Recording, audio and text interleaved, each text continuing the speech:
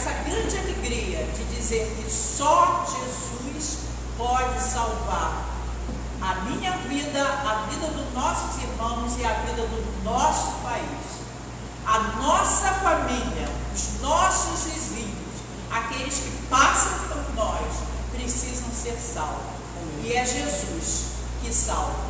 Abençoa a tua igreja, que vai se levantar, como diz Isaías 61, levanta e resplandece, porque já vem a sua luz.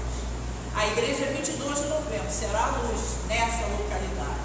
Nós vamos divulgar o teu nome, vamos levar esperança, porque Jesus é a única esperança. Amém. Nós oramos agradecidos, porque o Senhor tem falado aos nossos corações, em nome do Senhor Jesus. Amém e amém. Domingo que vem, quem não tiver a camisa da campanha, pode vir de outras campanhas. E já veio hoje, ó, a campanha da blusa amarela, que chama a atenção. É Jesus que salva. Amém. Amém.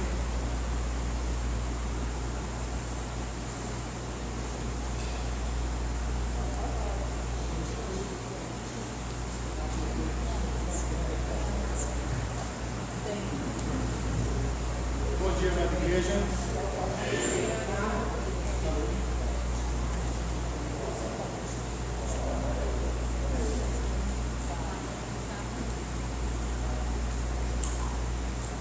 Alô, som. Ei. Poxa, mas estava funcionando também.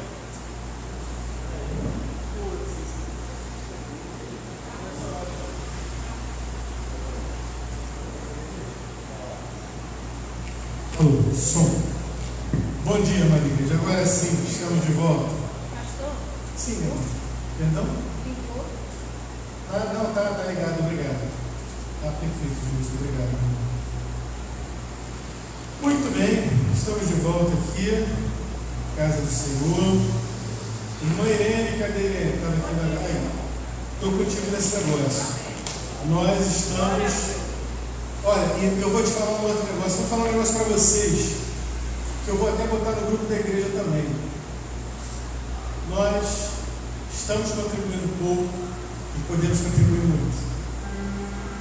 Nós estamos contribuindo pouco e nós podemos contribuir muito para missões, para a nossa realidade, para o nosso entorno aqui e para a obra do Senhor de uma maneira geral. Essa semana eu assisti um vídeo que eu até compartilhei no meu Facebook, agora eu tenho Facebook, que foi um negócio que eu falei assim, eu vou entrar nesse negócio. Tem um rapaz simples, lá do Nordeste, que ele pegou uma irmã e eles começaram a orar por um projeto. Sabe qual é o projeto deles? Doe Bíblias e Salve Vidas. É o nome do projeto. Doe Bíblias, Salve Vidas.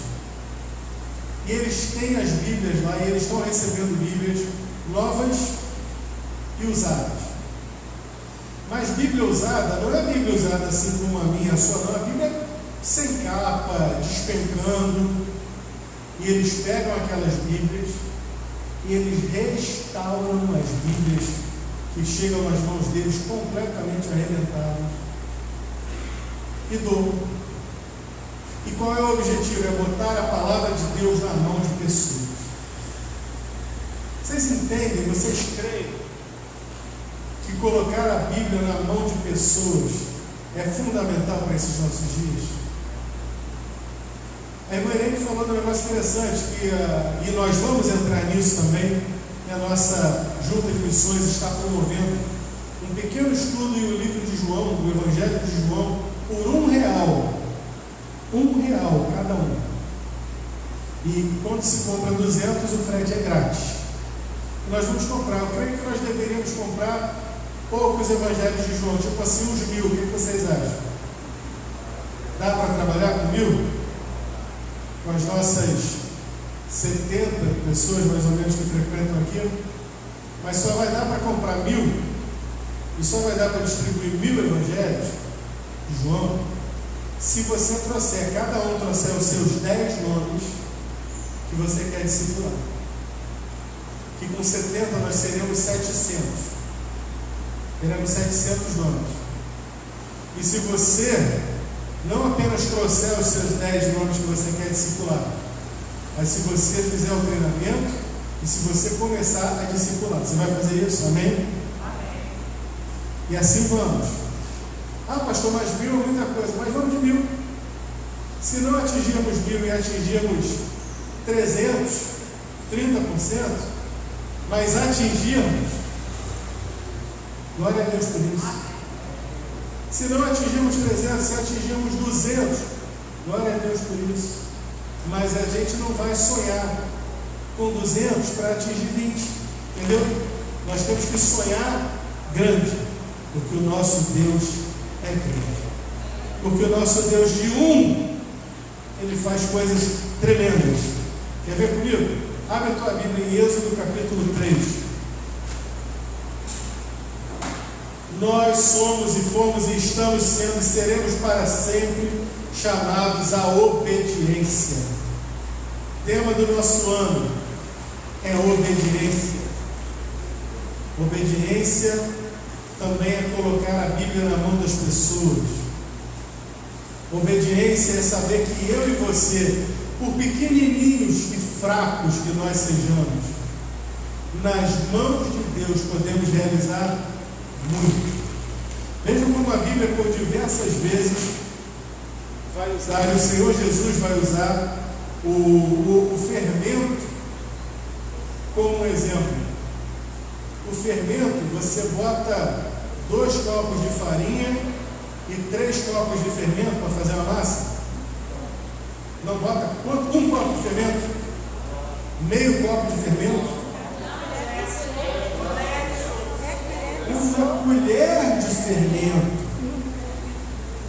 Veja, o fermento é a menor parte do bolo ou do pão. Percebeu? É por isso que a Bíblia usa tanta história do fermento.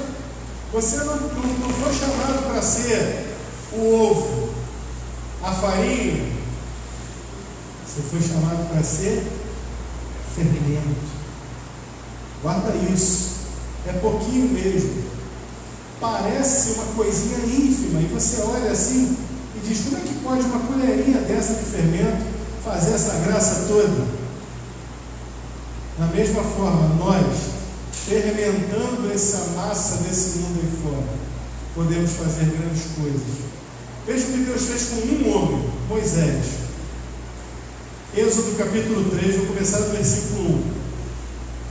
E apacentava Moisés o rebanho de Jetro, seu sogro, sacerdote Midian, e levou o rebanho atrás do deserto, e veio ao monte de Deus, a Horebe. O monte Horebe, ou o monte Sinai, é o mesmo monte. E apareceu-lhe o anjo do Senhor, em uma chama de fogo, no meio de uma sarça. Quem aqui já parou para pensar o que é uma sarça? A gente sempre ouve falar, né, da sarça, e a gente pensa, a gente vê aquele desenho do arbusto. Dessa vez eu tive a curiosidade de ver o que era uma sarça. Dizem alguns estudiosos que é um arbusto que pode ser até a própria planta da acácia, a árvore de acácia, que é uma árvore que suporta bem as intempéries, o tempo rígido do deserto, e que tem uma madeira muito boa. A madeira, por exemplo, da Arca da Aliança era madeira de acácia. Tá? Então essa acácia ou sarça ardente estava ali, e a sarça não se consumia. E Moisés disse: agora me virarei para lá e verei essa grande visão, porque a sarça não se queima. E vendo o Senhor que se virava para lá a ver, bradou Deus a ele no meio da sarça e disse: Moisés, Moisés. E ele disse: eis-me aqui. Imagina o susto, no meio do deserto, o negócio ardendo, não pegando fogo, não virando brasa. De repente alguém te chama pelo nome. Muito crente aqui na igreja hoje não, aqui não, por aí, e diria assim: Ave Maria. Está lá, Moisés. Então Moisés está lá. Eis-me aqui. Né? Verso 5. E disse: não te chegues para cá, tira os teus sapatos dos teus pés, porque o lugar em que tu estás é terra santa. E disse mais: eu sou o Deus de teu pai, o Deus de Abraão, o Deus de Isaque e o Deus de Jacó. E Moisés encobriu o seu rosto, porque temeu olhar para Deus. E disse o Senhor: tenho visto atentamente a aflição do meu povo, que está no Egito, e tenho ouvido o seu clamor por causa dos seus exatores, porque conheci as suas dores. Portanto, desci para livrá-lo da mão dos egípcios e para fazer subir daquela terra a uma terra boa e larga, a uma terra que mana leite e mel, ao lugar do cananeu, do Eteu, do Amorreu, do Ferezeu, do Eveu e do Jebuseu. E agora, eis que o clamor dos filhos de Israel chegou a mim, e também tenho visto a opressão com que os egípcios os oprimem. Vem agora, pois, e eu te enviarei a Faraó, para que tires o meu povo, os filhos de Israel, do Egito. Então Moisés disse a Deus: quem sou eu que vá a Faraó e tire do Egito os filhos de Israel? E Deus disse: certamente eu serei contigo, e isto te será por sinal de que eu te enviei. Quando houveres tirado o meu povo do Egito, servireis a Deus neste monte. Vamos orar? Senhor, a tua palavra foi lida, que ela possa ser aplicada nessa manhã, conforme o teu desígnio e a tua vontade. Em nome do Senhor Jesus. Amém. Eu sei que depois disso vai ter discussão, vai ter Moisés tentando sair. Não, mas veja bem, eu sou pesado de lábios, de língua, é difícil para mim, parar. Mas enfim, não vamos entrar nesse detalhe. Vamos falar do chamado de Moisés. Moisés aqui não sabia. Vamos só relembrar quem era Moisés? O faraó do Egito viu que o povo do Egito, que o povo de Israel, os escravos deles, o povo estava crescendo muito, e disse: quer saber, eu vou fazer esse povo crescer menos. Todos os meninos, toda uma geração de meninos foi morta, jogada no rio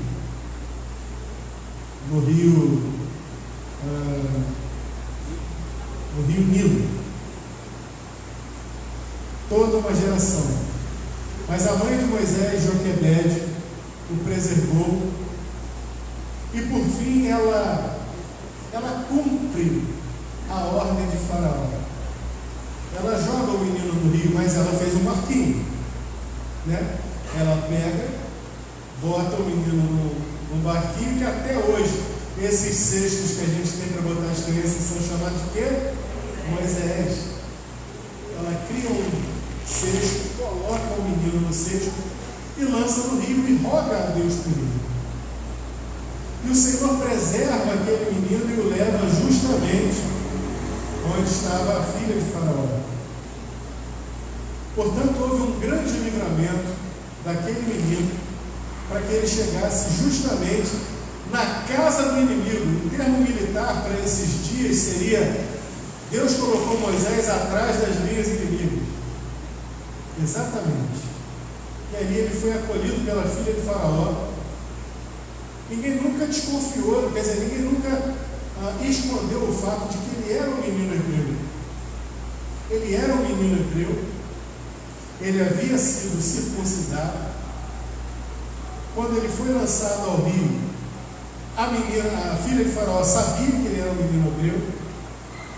Quando a irmã dele, Miriam, oferece uma ama de leite, ela oferece a própria mãe, uma hebreia. Portanto, não era segredo a origem daquele menino. Faraó poderia tranquilamente ter dito: nada disso, esse menino é hebreu, a ordem é uma só, vamos matá-lo. Mas o Senhor preserva a vida de Moisés. E Moisés cresce e é criado como um egípcio, sabendo, porém, da sua origem. E a certa altura ele se vê confrontado entre dois mundos. Ele vê um egípcio agredindo um israelita. E ele toma partido do israelita a tal ponto que ele vai às vias de fato e ele mata o egípcio. E depois ele se vê obrigado a fugir por conta dessa morte. 40 anos ele esteve no Egito. 40 anos depois ele tem esse encontro com Deus. Onde ele viveu esses 40 anos? Dos 40 aos 80 anos de idade, viveu no deserto de Midian.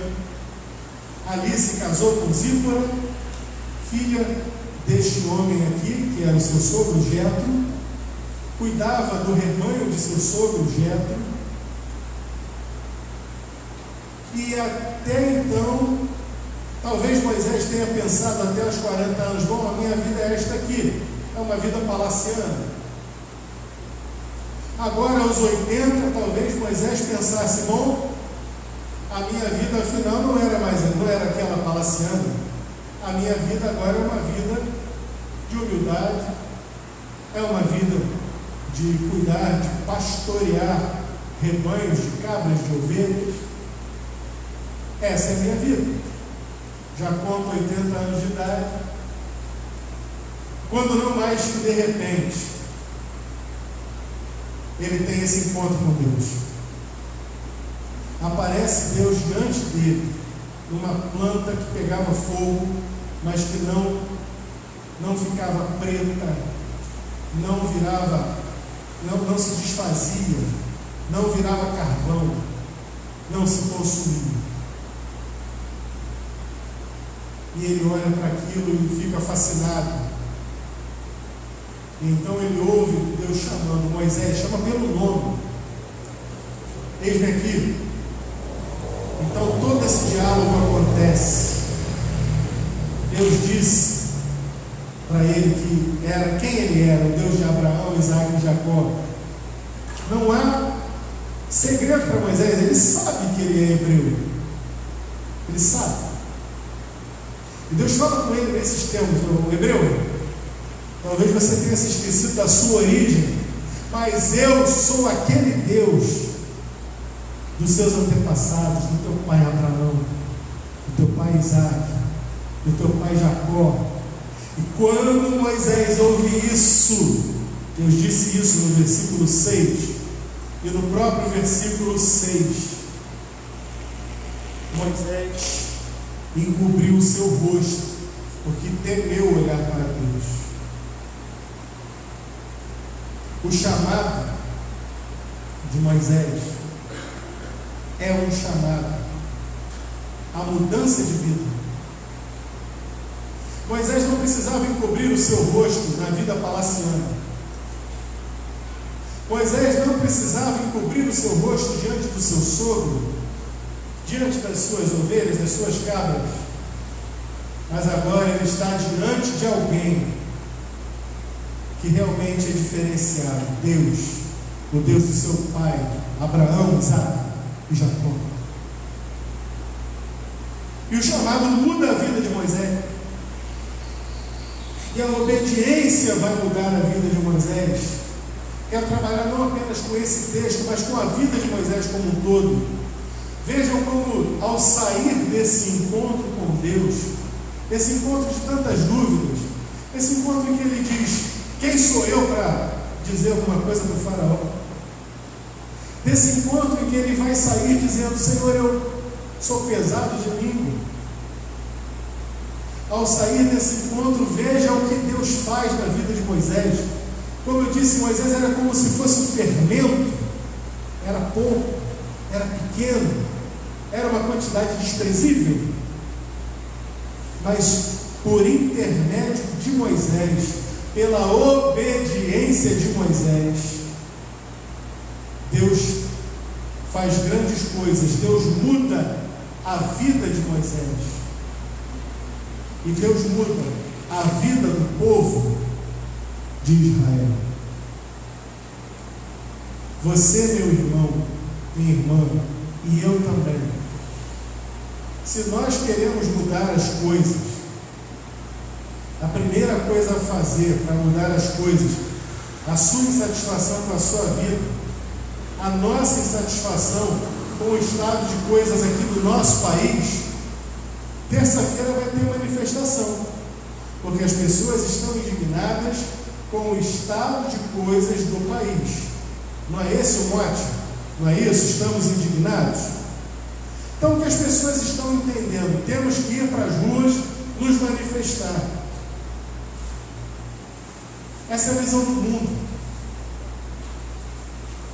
Qual é a visão bíblica?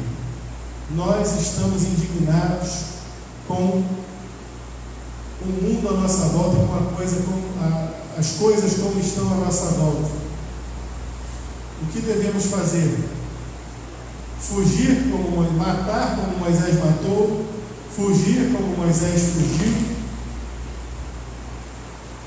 É necessária uma intervenção de Deus. Está escrito na camisa aqui da Bernadette, do Paulo da Lina: Jesus Cristo é a única esperança.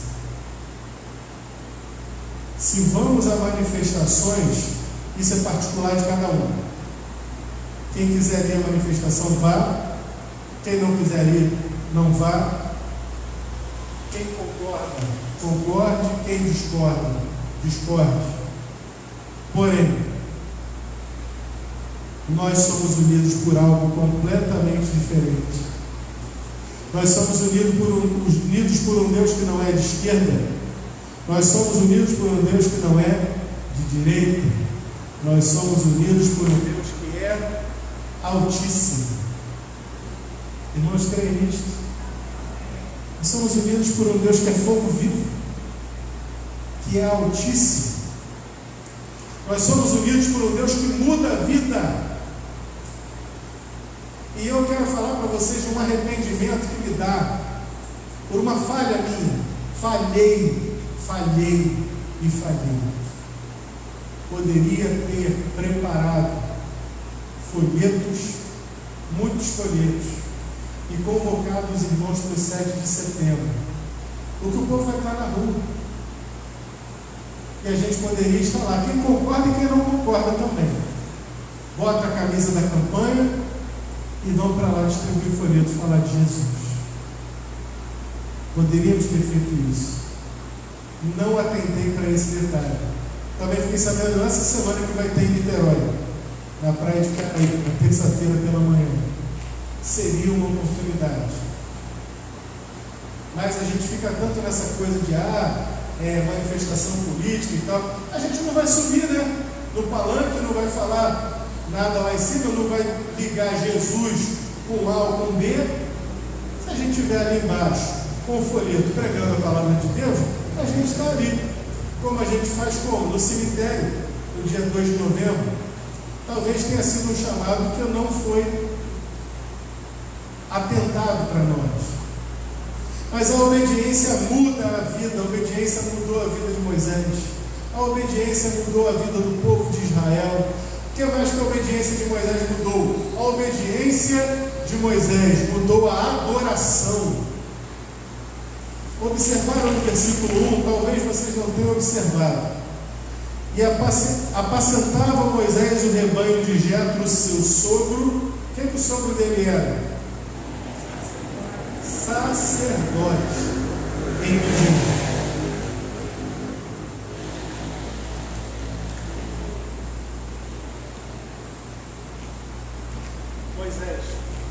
Moisés saiu da esfera de adoração do Egito, saiu para a esfera de adoração do sacerdote de Midian e viveu ali a adoração conforme Jetro entendia. Mas agora, não importa o que ele aprendeu sobre teologia do Egito, os deuses do Egito, não importa o que ele aprendeu, que deuses adorava Jetro. Agora, a sua adoração vai mudar completamente. E ele vai se esquecer dos deuses do Egito. Ele vai se esquecer dos deuses de Jetro. E agora ele conhece a Deus. Quer ver uma grande mudança que vai acontecer na adoração de Moisés? O final do verso 6 diz assim: e Moisés encobriu o seu rosto, porque temeu olhar para Deus. O primeiro encontro que Moisés tem com Deus, ele esconde o seu rosto, ele tampa o seu rosto com medo. Anos mais tarde, tempos mais tarde, no deserto, Deus chama o povo, Deus chama o seu povo. Olha, eu vou me apresentar diante do povo no monte, que eles se purifiquem, que eles não se cheguem à mulher, que eles não toquem, não comam nada imundo, que eles se lavem, se purifiquem, porque vão se encontrar comigo no monte. Esse era o plano de Deus, que o povo fosse se encontrar com ele no monte. O povo.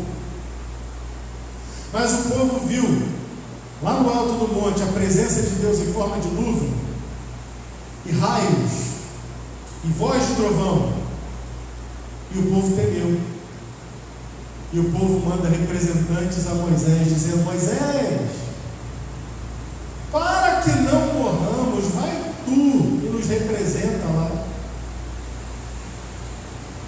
E Moisés leva isso a Deus, e Deus topa. Deus diz: tá bom. E Moisés sobe ao monte. E aquele Moisés que nesse encontro aqui escondeu o seu rosto, passou 40 dias no monte com Deus, 40 dias e 40 noites no monte com Deus. E lá ele recebeu as tábuas. E lá Deus falou e falou e falou com Moisés. Sabe esse rosto que foi escondido aqui nesse primeiro encontro, diante da sarça ardente? Alguém se lembra como é que esse rosto desceu do monte? Brilhando. E os israelitas que estavam vivendo numa vida de pecado terrível, quando Moisés desce do monte, eles não conseguiam olhar para a face de Moisés porque brilhava com a glória de Deus. A adoração de Moisés muda inteiramente. Inteiramente. Moisés agora não esconde o rosto. Moisés que escondia o rosto dá lugar a Moisés cujo rosto brilha. E ele tem que esconder o rosto novamente. Tem que colocar um véu sobre o rosto, mas é para não assustar os israelitas, para que eles não vissem a glória se esvaindo. Veja como são as coisas. E a adoração do povo vai mudar também, porque quem se lembra como é que aconteceu? Moisés desceu do monte, e o que o povo estava fazendo? O povo estava adorando um bezerro de ouro, e o povo estava praticando uma orgia sexual total, geral, ampla e irrestrita. Era o que estava acontecendo, está escrito na Bíblia. Moisés desce do monte para mudar a adoração do povo. Ele transforma aquele bezerro de ouro em pó de ouro, mistura com água e dá para o povo beber. Ele muda a adoração, ele traz as tábuas da lei, ele quebra as tábuas da lei com indignação. Depois Deus vai e dá novas tábuas a ele. E a partir de agora a adoração vai ser pautada por 10 mandamentos. Olha aqui, povo, para vocês entenderem quem é o Deus de vocês. 10 mandamentos lá. A adoração muda. E a partir de um homem, de Moisés, nós temos Gênesis, Êxodo, Levítico, Números e Deuteronômio. Toda a lei de Deus está ali. E a partir de Moisés, Deus vai usando Moisés para mudar a adoração do povo, que ainda veio lá do Egito, com a ideia do boi Apis, e que agora vai começar a mudar. Entender que há 10 mandamentos, e vai entender que há regras para a adoração, vai entender que há um tabernáculo, que a arca da aliança está ali no Santo dos Santos. Toda a adoração do povo, o imaginário do povo no que concerne a adoração vai mudar. Toda a base teológica que eles tinham muda. Interessante, nós estudamos hoje na escola bíblica sobre a paciência de Deus. Deus foi paciente assim, mudando aos poucos. Por intermédio de Moisés e pela obediência de Moisés, mudou-se a vida de Moisés e a vida do povo. De escravos passaram a livres. Mudou a perspectiva teológica, a adoração de Moisés e do povo, que agora descobrem que vão servir a um único Deus. E que Deus é esse? O Deus que já havia se revelado aos patriarcas. A obediência de Moisés muda a vida do povo, que sai de uma vida de escravidão e vai passar a viver uma vida de conquistadores. A gente gosta de ver histórias assim, de pessoas que nasceram na mais profunda miséria e que conseguem, por exemplo, ganhar medalhas olímpicas. Vejam o caso das Paralimpíadas. Olimpíadas é legal da gente assistir, mas Paralimpíadas é um negócio realmente do outro mundo. É a superação. Veja como o ser humano sem 2 braços. O brasileiro essa semana ganhou medalha aí. Um homem sem 2 braços não só ganhou medalha, como foi medalha de ouro, como quebrou um recorde, que já era dele. Como isso é possível? Veja, Deus faz. Deus mudou a vida do povo completamente. Da escravidão mais miserável, passaram a conquistadores de uma terra. Por quê? Porque havia algo neles. Para isso não. Porque assim o Senhor determinou. E porque houve obediência. Irmãos, vejam como a obediência muda a nossa vida. Vejam como a obediência muda a nossa perspectiva. A obediência de Moisés mudou o lugar onde vivem. A obediência, a nossa obediência, muda o lugar onde vivemos. Moisés, no seu afã de fazer justiça pelas próprias mãos, precisou fugir do Egito e morar em Midian. Mas o plano de Deus para ele não era Midian. O plano de Deus para o povo não era o Egito. O plano de Deus para ele e para o povo estava lá em Canaã. Era a conquista, a vitória, um povo, uma nação, uma terra. Muitas vezes nós falhamos em obedecer e não conquistamos, e não dominamos, e não avançamos, justamente por falhar na obediência. Por último, a obediência muda a nossa perspectiva, muda a nossa visão. A obediência muda a nossa visão. Moisés tinha uma visão sobre ele mesmo. Ele dizia assim: quem sou eu diante de Faraó? Ele estava errado? Não, ele estava certo. Ele não era ninguém para enfrentar o Faraó. Mas o versículo 12 muda a perspectiva, muda a visão. E disse Deus: certamente eu serei contigo. Olha a promessa: eu serei contigo. Deus quase está dizendo assim: tem razão, você não é nada, você não é ninguém para enfrentar o Faraó, mas eu serei contigo. Ele dá uma promessa, e nessa promessa ele ainda dá uma esperança extra, quando diz: e isto te será por sinal de que eu te enviei. Quando houverdes tirado este povo do Egito, servireis a Deus neste monte. Moisés, tira os olhos de você, muda a tua perspectiva. Você está olhando para si mesmo, olha para mim.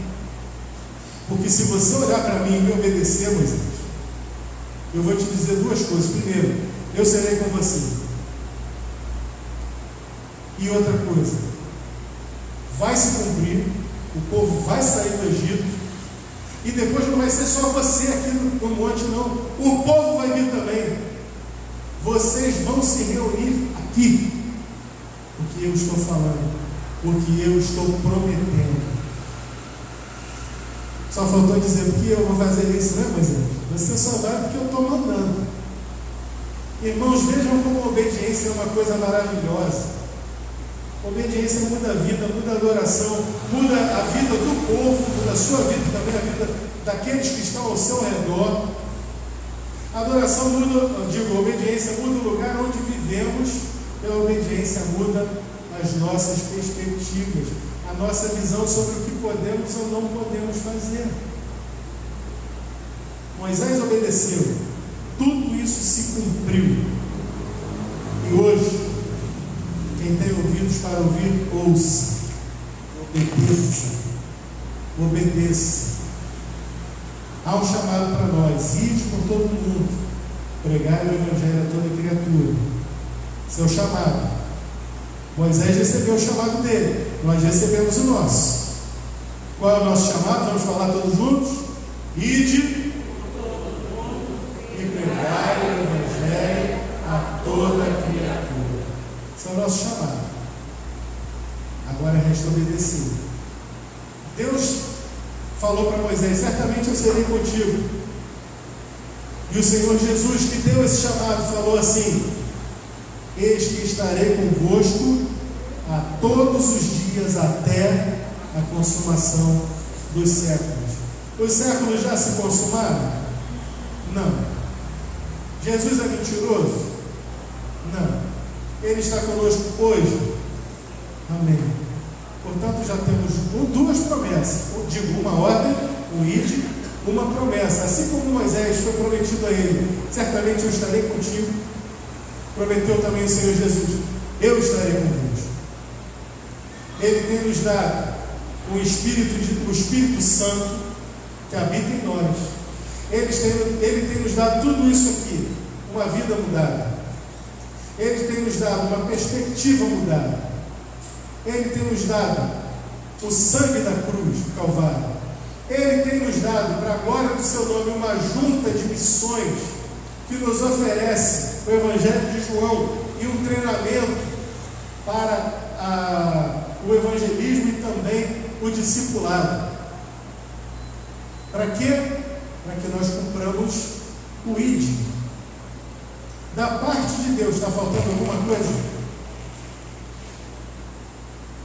Mas tem uma coisa que está faltando da nossa parte. Uma palavrinha só: obediência. Obediência. Que Deus fale no teu coração, você possa meditar nessa manhã, e eu também, em como poderemos obedecer melhor o chamado do Senhor. Moisés obedeceu. Moisés viu grandes coisas. Moisés foi uma bênção. E nós também podemos ser bênçãos, por menores que sejamos, nas mãos do Senhor. Ó Deus, complementa essas palavras, essa palavra nos corações dos meus irmãos, também a começar em mim, Senhor. Abençoa-nos, fortalece-nos, em nome do Senhor Jesus, por quem oramos. Amém. Muito bem, meus irmãos, vamos celebrar então agora a ceia do Senhor. Ceia do Senhor, que eu falei hoje na escola bíblica, que tem um prazo. Ela tem um prazo determinado. Um dia a ceia do Senhor vai acabar. Porque por intermédio da ceia do Senhor, nós relembramos o sacrifício de Jesus até Ele vem, até a consumação dos séculos. Vou convidar aqui nessa manhã nossos diáconos Gilson e Lídia, que farão a distribuição dos elementos.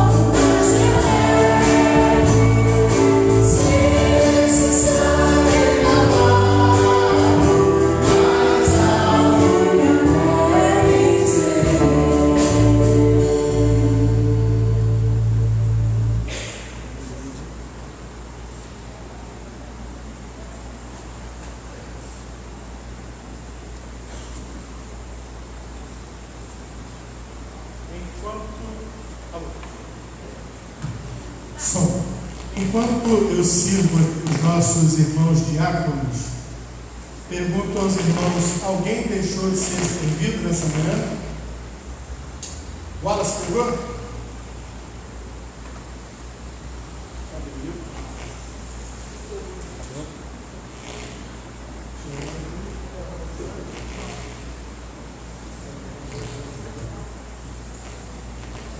Então vamos lá. Vamos para o tutorial. Os irmãos acho que já entenderam, né? A gente separa aqui o cálice, o pão, é tremendamente fácil. Graças a Deus por isso. O irmão que pensou nisso é um abençoado. Irmãos, a ceia do Senhor é um momento que nós celebramos todos os meses. Todo primeiro domingo nós fazemos questão absoluta de montar essa mesa aqui, porque o Senhor disse que nós temos que relembrar a morte dele até que ele venha. E por que nós precisamos lembrar da morte dele? Para nos lembrarmos de que a nossa salvação foi por graça, mas não foi de graça. Nada nessa vida é de graça, para falar a verdade. Sempre que você recebe alguma coisa de graça, alguém pagou o preço por você. Verdade seja dita. E o que dizer da salvação? Cristo pagou o preço, Ele levou sobre si o castigo que nos traz a paz.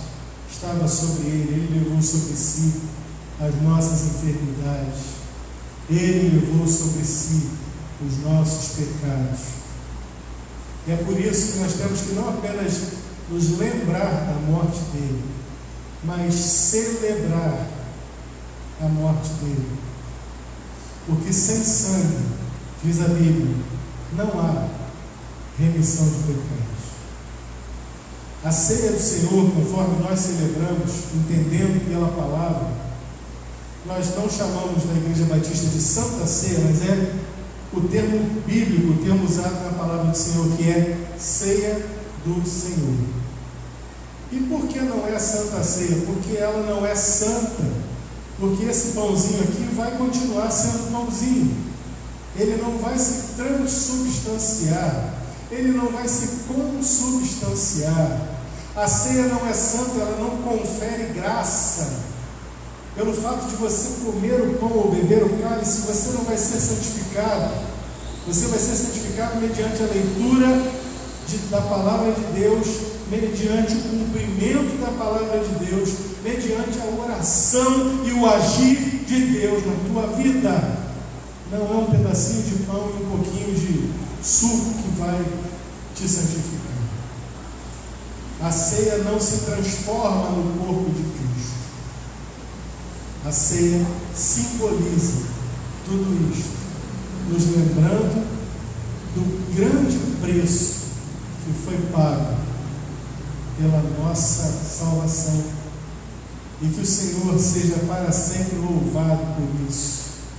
Nossa salvação é por graça, nossa salvação não é de graça. Eu vou pedir ao irmão diácono Valdemiro Coimbra que nos eleve em oração, agradecendo pelo pão, pelo corpo de Cristo. Obrigado, Senhor, mais uma vez, Senhor, pelo estar na sua mesa, Senhor.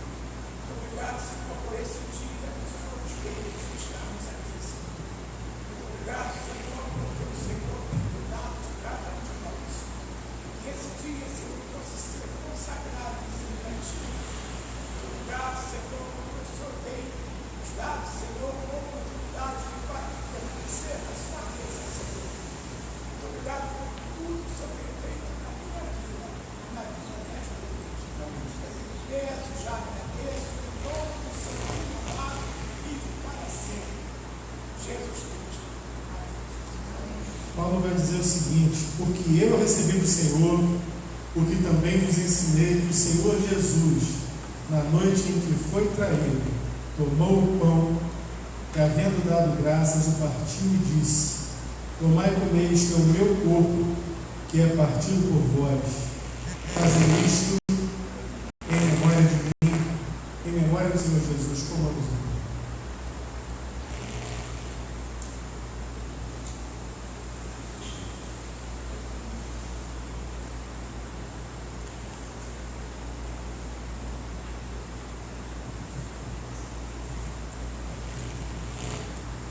O pão simboliza o corpo do Senhor, que foi machucado, ferido, maltratado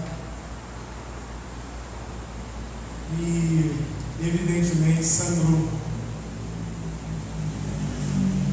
Por causa desse sangue, nós temos a redenção dos nossos pecados. O sangue do Cordeiro de Deus tira o pecado do mundo. Irmã Irene, por favor, nos eleve em oração, agradecendo pelo sangue de Cristo. Pai, como somos gratos por estarmos diante da Tua mesa, para podermos lembrarmos, Senhor, do alto preço pago pelas nossas. Foi derramado o Teu sangue, o sangue do Teu Filho ali na cruz. Amém.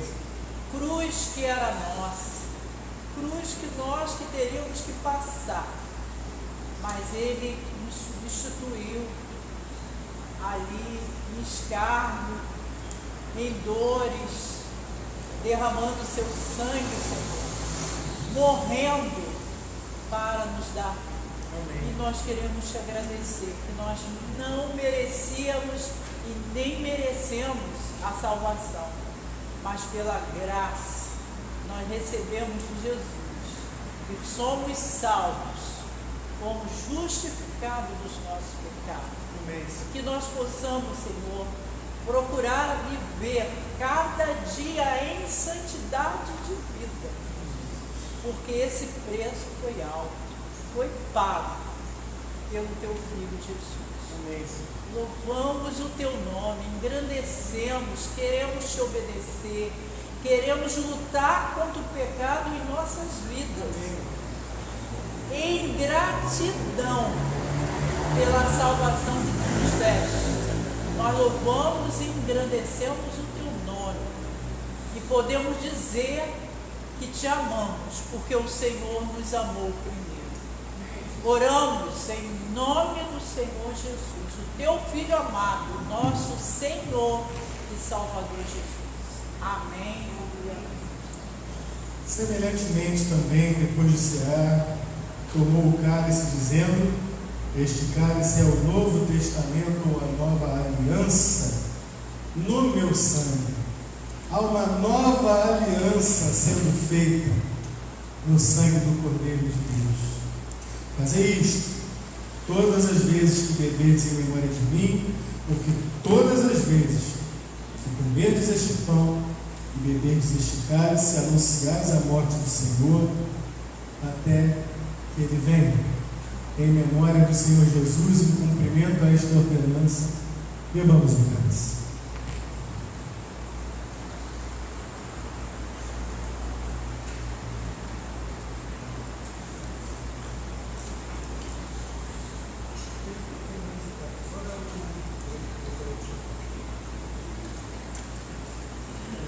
Vamos cantar o restante comigo?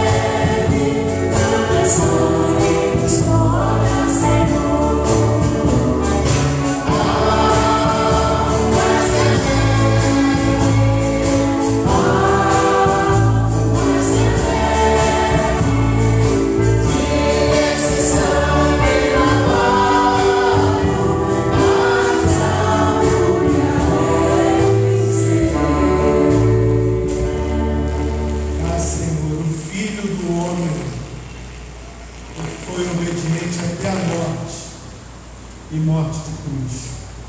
O Filho de Deus, o Santo Filho de Deus, desceu das alturas do céu, da glória que lhe estava reservada desde a eternidade, e em humilde obediência fez toda esta obra de salvação. Ó Senhor, Moisés nos chama, nos mostra um exemplo de obediência também. E por toda a tua palavra temos visto o valor da obediência. Ensina-nos, Pai, em meio a este mundo, em meio a esta geração incrédula, desobediente, em meio a esta geração que não conhece o Senhor, que nós possamos aprender todo dia a obedecer mais e melhor ao Senhor, enquanto esperamos por aquele dia em que o Senhor virá sobre as nuvens e o Senhor virá buscar os que são teus. Lá em 1 Tessalonicenses 4 diz que aqueles que dormiram no Senhor, que os túmulos se abrirão e que eles subirão, e que nós que estivermos vivos, marcados com o sangue do Cordeiro, nos encontraremos também com eles nos ares e estaremos com o Senhor para sempre e sempre e sempre e sempre e sempre. Ó Senhor, aviva a nossa esperança, aviva a nossa esperança, fortalece a nossa fé, para que nós possamos viver em obediência, com os olhos travados no alvo, que é Cristo em nós, a esperança da glória, porque Ele virá, porque a tua promessa não cairá por terra, Senhor. Leva-nos daqui para fora agora, para uma vivência de experiências de obediência ao Senhor. Dá-nos uma semana de seriedade diante da tua palavra, de verdadeira obediência, de compromisso com fazer o bem, com servir a Deus e aos homens, com amar a Deus e ao próximo. Obediência feita a que o Senhor quer para nós. Essa é a nossa oração nesta manhã. E clamamos também que o amor de Deus, nosso Pai, que a graça do nosso amado Senhor e Salvador Jesus Cristo, a comunhão do Espírito Santo de Deus, seja com todos nós, com toda a tua igreja, Senhor, espalhada por toda a face da terra, em nome do Senhor Jesus, por quem oramos. Amém.